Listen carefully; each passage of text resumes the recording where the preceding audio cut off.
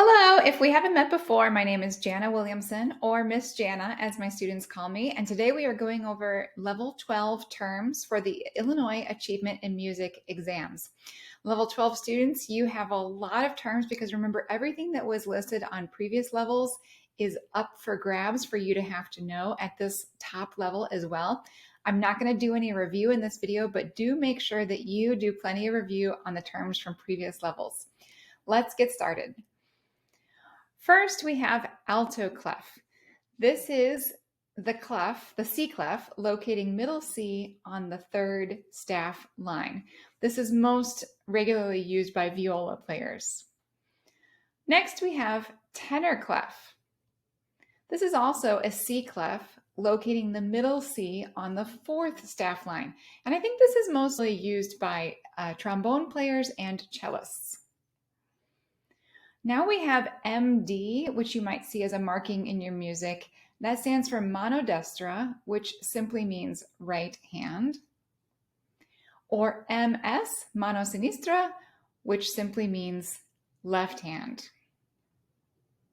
All right, now we have two rhythmic terms. This one is augmentation, and that means a form of repetition in which note values are doubled.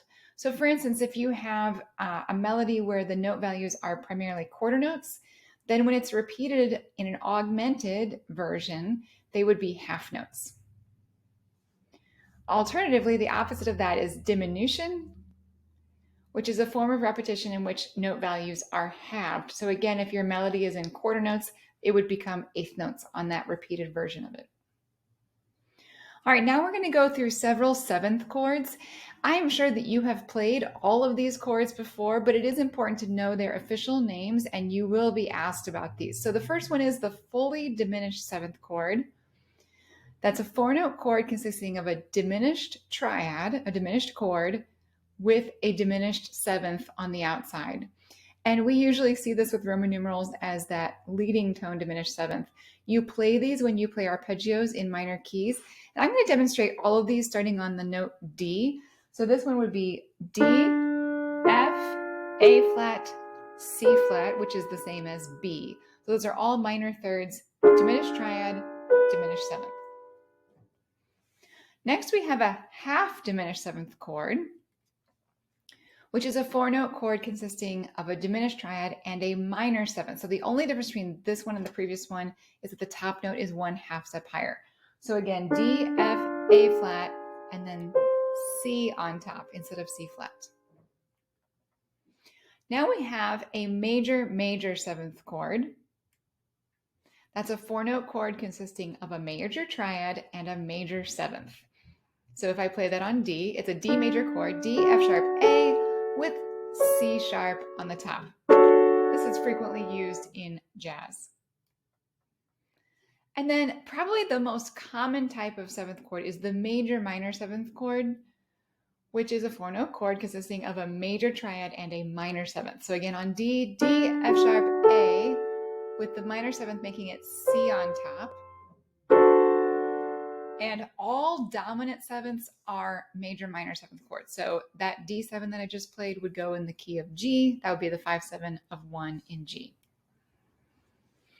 Last one, minor seventh chord, is a four-note chord consisting of a minor triad and a minor seventh, D, F, A, and C.